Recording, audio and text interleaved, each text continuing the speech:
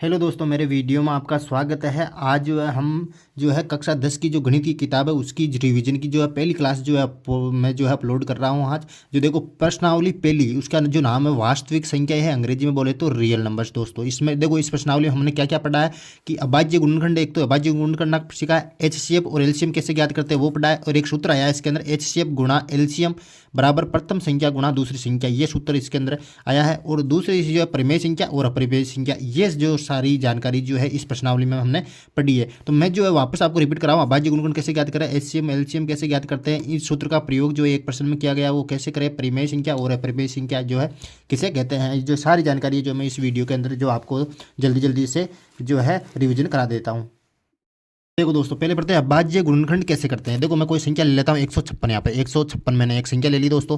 अब इसका अभाज्य गुणनखंड आपको करना आना चाहिए। तो देखो 2 7 14, 1 उधर गया, 2 अंटी 16। अब देखो 7 में दिया, 2 का भाग तो 2 3 6, 1 उधर गया तो 2 9 18।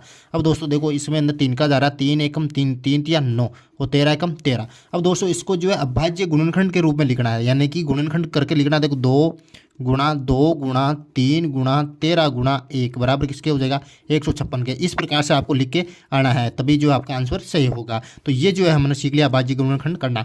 अब जो दूसरा जो आ रहा है इसके अंदर एचसीएफ व एलसीएम ज्ञात करना। दोस्तों देखो अब जो दोस्तों देखो एचसीएफ व एलसीएम ज्ञात करना सीखेंगे। एचसीएफ देखो दो संख्या ले रहा हूँ मैं यहाँ पर 96 और 404, 96 और 404, इसका जो है हम एचसीएफ व एलसीएम निकालना है। दोस्तों देखो मैं पहले जो है एचसीएफ व एलसीएम निकालने के लिए क्या करते हैं, गुणनखंड करते हैं। दोस्तों अभाज्य गुणनखंड करो दोनों संख्याओं का, यानी 2 का भाग दिया 2 चौका 8, 2 अंटी 16, फिर 2 का भाग दिया 2 दूनी 4, 2 चौका 8, फिर 2 का भाग दिया 2 एकम 2, 2 दूनी 4, फिर 2 का भाग दिया 2 छक्की 12, फिर 2 का भाग दिया 2 तिया 6, 3 एकम 3। दोस्तों अब जो है इसके अंदर 2 का भाग दो, देखो 2 दूने 4 0, 2 दूने 4, फिर 2 का भाग दिया 2 0 1, फिर जो है 101 है, यहाँ पर 101 में 101 का ही जाएगा दोस्तों, ये हो गया एक बार।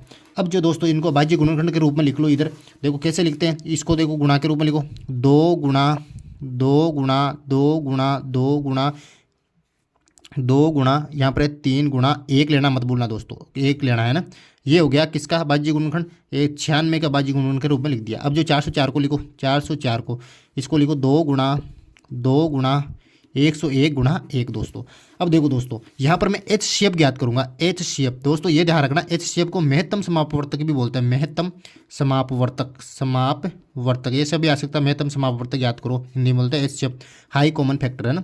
अब देखो इसको जो है महत्तम समापवर्तक कैसे याद करते हैं, आप जो है इन दोनों संख्याओं में कॉमन देखना। देखो इसके अंदर भी 2 है, इसके अंदर भी 2 है, यहाँ पर भी 2 है और यहाँ पर भी 2 है, यानी कि 2 2 कॉमन आ गया, यहाँ पर 1 है और यहाँ पर 1 है। तो ये जो कॉमन जो संख्याएं आ रही है दोनों के अंदर जो मिल रही है उनको जो है गुणा करके लिखना है। 2 इन दोनों को लिख दिया 2 2, फिर इनको 2 को लिखो 2 2 दूने 4 1 4। ये दोस्तों एचसीएफ यहाँ पर हमारे पास आ गया। ऐसे लिखना एलसीएम, एलसीएम को दोस्तों लघुत्तम समापवर्तक भी बोलते हैं, लघुत्तम समापवर्तक।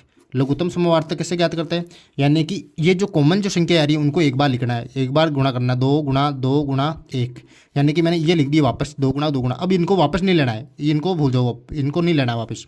अब जो इनके अलावा जो संख्या बची उनको पूरी गुणा कर दो, 2 गुणा 2 गुणा 2, यानी कि 2 गुणा 2 गुणा 2 और 3 गुणा 101 गुणा ये 1 आ गया पहले बराबर। अब जो है सभी को गुणा करके हम लिख देंगे यहाँ पे, इन सबको गुणा करेंगे दोस्तों मेरे पास आएंगे 96 96। जो इस प्रकार से आपको एलसीएम ज्ञात करना है। आगे जो दोस्तों इसमें एक इंपॉर्टेंट क्वेश्चन दे रखा है, एचसीएफ 306 और 657 दो संख्या दे रखी है, प्रथम संख्या और द्वितीय संख्या, इनका जो एचसीएफ है 9 है और एलसीएम ज्ञात करना 300 और 657 का। तो इस प्रकार की संख्याओं को हम, इस प्रकार के प्रश्न को हम कैसे हल कर सकते हैं। आपके पास सूत्र देखो दोस्तों, यहाँ पर प्रथम जो संख्या है लिख लो उत्तर के, प्रथम जो संख्या है दोस्तों यहाँ पे प्रथम संख्या क्या है 306 और द्वितीय संख्या क्या है, द्वितीय संख्या दोस्तों यहाँ पर 657 है। अब देखो दोस्तों एचसीएफ क्या दे रखा है, एचसीएफ जो इस दोनों संख्याओं को कितना दे रखा है 9 दे रखा है, और एलसीएम कितना दे रखा है, एलसीएम जो दोस्तों कितना दे रखा है हमें ज्ञात करना है। अब हम जानते हैं, अब क्या सूत्र क्या है, प्रथम संख्या गुणा दूसरी संख्या बराबर एचसीएफ गुणा एलसीएम। ये सूत्र इंपॉर्टेंट है, ये ध्यान रखना ना। देखो प्रथम संख्या क्या है 306, तो 306 को इधर लिखो। दूसरी संख्या क्या है, दूसरी संख्या 657 है, तो 657 यहाँ पर लिखो। तो एचसीएफ क्या है, एचसीएफ 9 है, गुणा एलसीएम क्या है, एलसीएम हमें ज्ञात करना है दोस्तों। देखो 9 इधर एलसीएम के गुणा में इधर जाते किसमें हो जाएगा भाग में, तो एलसीएम बराबर 306 गुणा 657 बटावा कितना आ जाएगा 9। अब जो दोस्तों 3 से काट दूंगा मैं, 3 तिया 9, 3 एकम 3, 3 दूना 6। अब 3 से और काटूंगा, 3 तिया 9, 3 चौक 12, ये हो गया दोस्तों। एलसीएम जो आया दोस्तों वो आ जाएगा 34 को गुणा करना है 657 से दोस्तों। इनको गुणा किया क्या आया हमारे पास 22,338 जो है दोस्तों मेरे पास आंसर आया।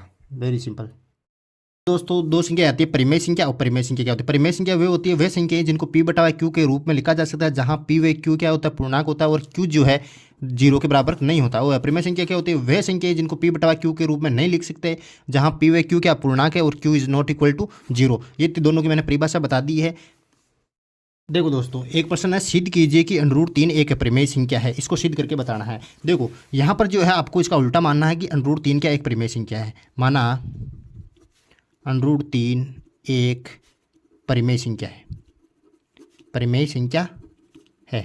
अब दोस्तों परिमेय संख्या को लिख सकता हूँ p बटा q के रूप में लिख सकते हैं। √3 को लिख दिया मैंने p बटा q के रूप में, जहाँ p व q से अभाज्य संख्या है, से अभाज्य संख्या ये है।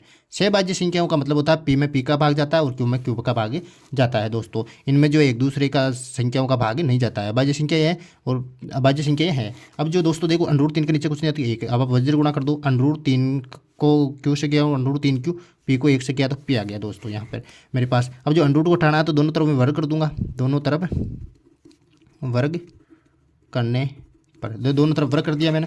दोनों तरफ वर्ग करो, √3 का q का स्क्वायर इधर कर दिया, इधर वर्ग कर दिया दोस्तों। तो √3 को √3 से गुणा किया तो कितना था 3, q स्क्वायर बराबर p स्क्वायर दोस्तों। ये यहाँ पर आ गया दोस्तों। अब देखो 3 इधर गुणा में हो जाते किसी में क्या भाग में हो जाएगा दोस्तों, q स्क्वायर p स्क्वायर बटा 3 दोस्तों यहाँ पर आ जाएगा। अब यहाँ पर क्या कह सकते हैं हम, यानी कि p स्क्वायर में 3 का भाग जा रहा है तो p के अंदर भी क्या जाएगा 3 का भाग जाता है, यहाँ लिख दो। अतः यहाँ p स्क्वायर में 3 p स्क्वायर 3 से विभाजित है, अतः p भी 3 से विभाजित होगा। ये इतना से यहाँ पे लिखना है दोस्तों। अब देखो दोस्तों यहाँ पर क्या मान रहा हूँ मैं, q बराबर जो है p बराबर जो है मैं माना p बराबर 3x मान रहा हूँ दोस्तों। अब जो p बराबर 3x को मैं लिख रहा हूँ समीकरण 1, इसको नाम दो समीकरण 1। यहाँ पे p बराबर 3x को समीकरण 1 में रखूँगा, फिर p बराबर 3x को समीकरण 1 में रखने पर देखो रखा मैंने यहाँ पर रखो 3q स्क्वायर बराबर p स्क्वायर क्या है 3x का स्क्वायर दोस्तों। अब देखो 3q स्क्वायर बराबर 9x स्क्वायर बराबर देखो 3q स्क्वायर बटा 9x स्क्वायर दोस्तों। अब देखो 3 एकम 3 3 3 9। अब देखो q स्क्वायर बटा 3 ये हो गया x स्क्वायर दोस्तों। अब देखो यहाँ पर 1 के नीचे इसको इधर गुणा करो, q स्क्वायर सॉरी देखो यहाँ पे, अब यहाँ पर देखो q स्क्वायर 3 से विभाजित है, q भी 3 से विभाजित होगा। देखो यहाँ q स्क्वायर 3 से विभाजित है, अतः q भी 3 से विभाजित होगा। अब दोस्तों देखो यहाँ पर जो देखो इसका भी जो है एक अभाज्य गुणनखंड q का जो अभाज्य गुणनखंड 3 से विभाजित हो रहा है और यहाँ पर p भी किससे होती है 3 से विभाजित हो रहा है। अतः ये दोनों जो है ऊपर हमने क्या माना था p व q क्या सहभाज्य संख्या है, लेकिन नहीं है, ऐसा नहीं है। p व q सहभाज्य संख्या नहीं है क्योंकि इसके अंदर भी 3 का भाग जा रहा है, इसके अंदर भी 3 का भाग जा रहा है, तो वो सहभाज्य संख्या नहीं है। अतः यहाँ पर जो इसका HCF जो है इज नॉट इक्वल टू 1 आना चाहिए था। सहभाज्य संख्या का मतलब होता है इनका HCF जो 1 आना चाहिए, लेकिन 1 नहीं आ रहा है। इनका 1 के अलावा क्या आ रहा है, हमने क्या सिद्ध कर दिया 3 भी यहाँ पर आ सकता है। यानी कि अतः हमारी कल्पना जो है गलत सिद्ध होती है। √3 एक अपरिमेय संख्या है, ऐसा लिखना है दोस्तों, परिमेय संख्या है। मैंने जल्दी से आपको ये समझा दिया है। यदि बेहतर तरीके से समझना है तो आप मेरी जी पहली प्रश्नावली में जाके देख सकते हो। दोस्तों मैंने शॉर्टकट के अंदर जो है आपको जो है प्रश्नावली एक सारे का रिवीजन करा दिया। एक बार जो है सारे प्रश्नों पर नजर डाल लेते हैं। देखो पहला प्रश्न क्या बोला, निम्नलिखित संख्याओं को अभाज्य गुणनखंडों के गुणनखंड के रूप में व्यक्त कीजिए। देखो 1 से 40 का अभाज्य गुणनखंड आपको स्क्रीन पर दिखाई दे रहा होगा, आप जो एक बार देख लीजिए। अब जो है 156 का अभाज्य गुणनखंड बहुत आसान है, आप इसको जो स्क्रीन पर देख सकते हैं। और 3825 है, इसका भी अभाज्य गुणनखंड बहुत आसान है, जो आप स्क्रीन पर देख सकते हैं। और 5005 ये भी जो बहुत आसान है, इसका जो मैंने जो है स्क्रीन पर फोटो लगा दी है इसकी 5005 की, कैसे अभाज्य गुणनखंड आप देख सकते हैं।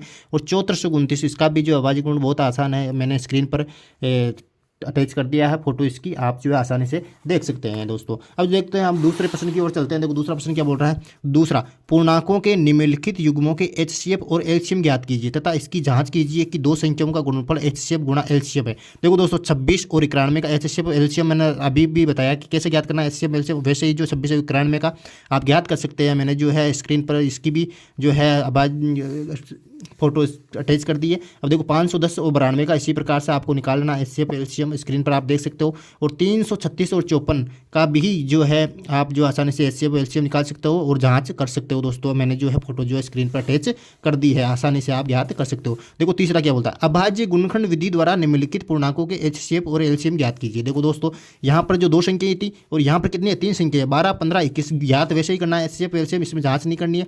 क्या करना है, 12, 15, 21 तीनों में जो कॉमन आ रहा है वो एचसीएफ हो जाएगा और तीनों के अंदर कॉमन हुआ उनको एक बार लिखो और जो सारी संख्या को गुणा करके जो एलसीएम आप याद कर सकते हो। 12, 15, 21 का जो है एचसीएफ और एलसीएम कैसे याद करना मैंने स्क्रीन पर अटैच कर दिया, एक बार आप नजर डाल सकते हैं। दूसरा देखो 17 और 23, 29 का कैसे करते हैं देख लीजिए एक बार स्क्रीन पर जाके। देखो 17 और 23, 29 का कैसे ज्ञात करते हैं और 8, 9, 25 का भी देखो मैंने स्क्रीन पर अटैच कर दिया है, आप एक बार जो है नजर डालें। अब देखो चौथा जो प्रश्न अभी भी मैंने करवाया है, एचसीएफ 306, 657 बराबर 9 दिया हुआ है, एलसीएम 306, 657 ज्ञात कीजिए। देखो इंपॉर्टेंट क्वेश्चन है, इसको जो है एक बार मैंने समझा भी दिया है आपको, बहुत आसानी से आप ज्ञात कर सकते हो। देखो पांचवा ऑप्शन क्या बोल रहा है, जांच कीजिए कि क्या किसी प्राकृत संख्या n के लिए संख्या 6 की घात n अंक 0 पर समाप्त हो सकती है, तो इसको चेक करके बताना है। देखो दोस्तों इसके अंदर क्या करना है, 6 का भाज्य गुणनखंड करना है। 6 का भाज्य गुणनखंड करके देखो कि यदि इसके अंदर 2 गुणा 5 आ रहा है 6 के भाज्य गुणनखंड में, तो 0 पर समाप्त होगी। कोई भी संख्या ले लो आप, 2 गुणा 5 आना ही चाहिए यदि वो 0 पर समाप्त होती है। तो यदि 6 के भाज्य गुणनखंड में 2 गुणा 5 आ रहा है तो वो 0 पर समाप्त होगी, अन्यथा नहीं होगी। देखो 6 का जो भाज्य गुणनखंड होता है 2 गुणा 3, तो 2 गुणा 3 आ रहा, 5 आ ही नहीं रहा, तो ये 0 पर समाप्त नहीं होगी। आप जो है कैसे करना है वो स्क्रीन पर देख सकते हो, मैंने फोटो अटैच कर दी है। देखो छठा प्रश्न क्या बोलता है, व्याख्या कीजिए कि 7 गुणा 11 गुणा 13 प्लस 13 और 7 गुणा 6 गुणा 5 गुणा 4 गुणा 3 गुणा 2 गुणा 1 प्लस 5 भाज्य संख्याएं क्यों है। देखो दोस्तों भाज्य संख्याएं क्या होती है और अभाज्य संख्याएं क्या होती है, ये मैं आपको समझा देता हूँ। देखो दोस्तों भाज्य संख्याएं वह संख्याएं होती है जिनके अभाज्य गुणनखंड के जो गुणनखंड आते हैं वो 2 से अधिक आते हैं भाज्य संख्या के हमेशा, और अभाज्य संख्याओं के जो होता है केवल 2 ही गुणनखंड आते हैं, 2 ही गुणनखंड आते हैं, 2 से ज़्यादा नहीं आते। या तो 1 आता है या खुद वो संख्या होती है जो स्वयं होती है भाज्य संख्या, यानी कि 2 ही गुणनखंड आते हैं। तो इसमें देख लीजिए इनको जो है कॉमन लेके देख लीजिए आप, जो आ रहा है कि यदि 2 से ज़्यादा गुणनखंड आ रहे हैं तो वो अभाज्य संख्या है, और यदि 2 से कम आ रहे हैं तो अभाज्य संख्या। ये कह रहा है कि भाज्य संख्या ये है, भाज्य संख्या तो ये खुद ही कह रहा है पर्सन की भाज्य संख्या है, लेकिन क्यों है, तो आपको जो है यहाँ पर 5 जो है कॉमन लेना है, इसके अंदर 13 कॉमन लेके देख लेना कि, और कारण लिख देना है कि 2 से ज़्यादा जो है इसके जो है अभाज्य गुणनखंड आ रहे हैं, इसलिए जो है यह क्या है भाज्य संख्या हैं। और जो है कैसे करना है, ये जो स्क्रीन पर मैंने अटैच कर दिया कैसे करना प्रश्न को। देखो 7वां प्रश्न क्या, किसी खेल के मैदान के चारों ओर एक वर्ताकार पथ है, इस मैदान का एक चक्कर लगाने में सोनिया को 18 मिनट लगते हैं, जबकि इसी मैदान का एक चक्कर लगाने में रवि को 12 मिनट लगते हैं। तो मान लीजिए कि वे दोनों एक ही स्थान और एक ही समय पर चलना प्रारंभ करके एक ही दिशा में चलते हैं, तो कितने समय बाद वे पुनः प्रारंभिक स्थान पर मिलेंगे। देखो दोस्तों मैंने अच्छी तरीके से जो पहली प्रश्नावली में समझाया कैसे करना है। इसमें क्या करना है, 12 और 18 का आपको एलसीएम लेना है दोस्तों, एचसीएफ नहीं लेना, एलसीएम लेना दोस्तों, लघुत्तम समापवर्तक। और कैसे करना है मैंने जो स्क्रीन पर इसकी फोटो अटैच कर दी है, आप जो है एक बार नज़र डाल लें। अब आते हैं प्रश्नावली 1.2 के अंदर। दोस्तों देखो सिद्ध कीजिए कि √5 एक अप्रिमेय संख्या है। मैंने अभी करवाया कि सिद्ध कीजिए कि √3 एक अप्रिमेय संख्या है। यहाँ पर √5 है, तो जहाँ पर 3 है वहाँ पर 5 बदल के देख लो, वैसे के वैसा ही होगा, ये √5 एक अप्रिमेय संख्या है। आप जो है और जो है √5 वाले की प्रश्न की मैंने जो स्क्रीन पर फोटो अटैच कर रखी है, आप जो एक बार नजर डाल लें। अब देखो कि ये दूसरा क्या कर रहा है, सिद्ध कीजिए कि 3 + 2 √5 एक अप्रिमेय संख्या है। देखो दोस्तों इसको P/Q के बराबर रखना है और 3 को उधर ले जाओ, माइनस का हो गया और 2 को भाग में ले जाओ। अब हम जानते हैं √5 क्या है, अप्रिमेय संख्या, तो अप्रिमेय संख्या के बराबर हमेशा परिमेय संख्या होती है, परिमेय संख्या कभी नहीं होती, तो हमारी कल्पना गलत सिद्ध होती है। और ये क्या है, एक परिमेय संख्या ही है दोस्तों, है ना। तो आप जो है स्क्रीन पर जाकर एक बार नजर डालें। देखो तीसरा, सिद्ध कीजिए कि निम्नलिखित संख्याएं अपरिमेय है। इसमें भी ऐसे कैसे करना है, यानी कि इस सभी को P/Q के बराबर रखना है। इसमें जो है √2 को उधर ले जाओ और Q/P आ जाएगा दोस्तों। तो √2 क्या है, यहाँ पर √2 एक अपरिमेय संख्या, अपरिमेय संख्या के बराबर हमेशा क्या होती है, अपरिमेय संख्या होती है। तो देखो यहाँ पर जो है 7 को नीचे ले जाओ तो √5 के बराबर आ जाएगा। 7 को p बटा q के नीचे ले जाओ और जो है √5 क्या है यहाँ पर अपरिमेय संख्या, अपरिमेय संख्या के बराबर हमेशा क्या होती है, अपरिमेय संख्या होती है। और ये यहाँ पर √2 जो अपरिमेय संख्या 6 को 2 ले जाओ माइनस के अंदर, √2 के बराबर जो भी संख्या आती है वो क्या होगी, अपरिमेय संख्या होगी। तो इस प्रकार से जो है हम प्रश्नावली पहली को आसानी से कर सकते हैं। मैंने एक बार जो है पूरा का पूरा रिवाइज करा दिया। प्रश्नावली 1.1 और 1.2 आपको फास्ट आपके जो है एग्जाम जब नज़दीक हो तो ये क्लासें बार बार देखे और जो है अपने दोस्तों के साथ शेयर करें। अब जो है हम दोस्तों एक बार जो है उदाहरणों के ऊपर जो नज़र डाल लेते हैं, उदाहरण क्या कहते हैं, क्योंकि उदाहरणों के अंदर से भी प्रश्न उठते हैं। देखो दोस्तों, पहला उदाहरण प्रश्नावली 1 का, संख्याओं फ्लोर की घात n पर विचार कीजिए जहां n एक प्राकृत संख्या। जांच कीजिए कि क्या n का कोई ऐसा मान है जिसके लिए फ्लोर की घात n एक शून्य पर समाप्त होती है। दोस्तों देखो यहाँ पर क्या करना है आपको, अभाज्य 4 का जो अभाज्य गुणनखंड करना है। भाज्य गुणनखंड क्या आएगा, 2 गुणा 2 आएगा। 0 पर वही संख्या समाप्त होगी जिसके अभाज्य गुणनखंड में 2 गुणा 5 आई है, अर्थात इसके अंदर 2 गुणा 5 है नहीं, ये 2 तो है लेकिन 5 नहीं है, तो ये जो है 0 पर कभी भी समाप्त नहीं होगी। इस प्रकार से इस प्रश्न को आपको उदाहरण को करना है दोस्तों। अब जो दूसरा उदाहरण क्या बोल रहा है, संख्याओं 6 और 20 के अभाज्य गुणनखंड विधि से HCF और LCM ज्ञात कर रहा है। मैंने बता दिया HCF कैसे ज्ञात करना है, तो HCF और LCM आप ज्ञात कर ही सकते हो 6 और 20 का, वेरी सिंपल है ये तो।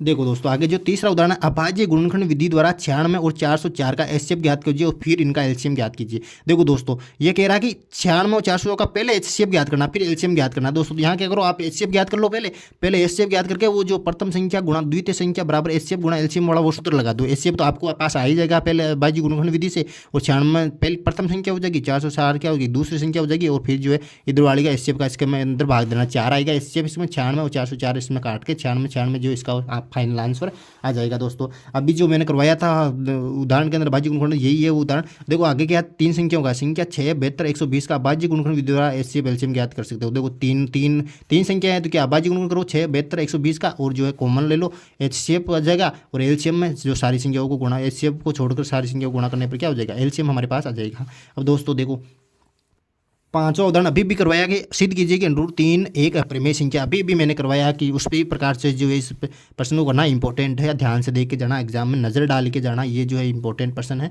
और जो है अब जो है बाकी जो उदाहरण है, देखो इधर छठा उदाहरण क्या बोल रहा है आपको कि दर्शाइए कि 5 - √3 एक अपरिमेय संख्या। इसमें क्या करना है, p बटा q के बराबर रखना। p व q का सहभाज्य संख्या है, माइनस का √3 है।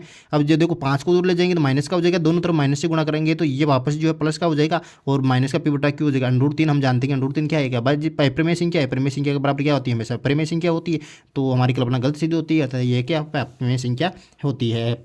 अब दोस्तों देखो सातवां उदाहरण दर्शाइए कि 3 √2 एक अपरिमेय संख्या। यहाँ पर जो है पकड़ के 3 को ले जाओ भाग के अंदर, √2 क्या है हम जानते हैं कि अपरिमेय संख्या, अपरिमेय संख्या के बराबर कभी भी परिमेय संख्या नहीं होती है, तो वो क्या हो जाएगी, परिमेय संख्या हो जाएगी। इस प्रकार से जो है आपको जो है मैंने प्रश्नावली 1 की जो है फास्ट तरीके से जो है मैंने रिवीजन करा दिया है। इस वीडियो को जो मैं जो है एक प्रश्नावली का एक वीडियो जो है पूरे जो आपके 14 प्रश्नावली है, 14 प्रश्नावलियों के 14 वीडियो जो है अपलोड करूँगा। आप प्ले लिस्ट में जाकर जो सारे के सारे वीडियो देखकर ही एग्जाम के अंदर बैठना, आपके लिए बहुत ही हेल्पफुल होगी ये वीडियो सारी। यदि आपको जो है मेरी वीडियो यदि पसंद आई है तो please like, share and subscribe my channel. Don't forget to subscribe. Thank you.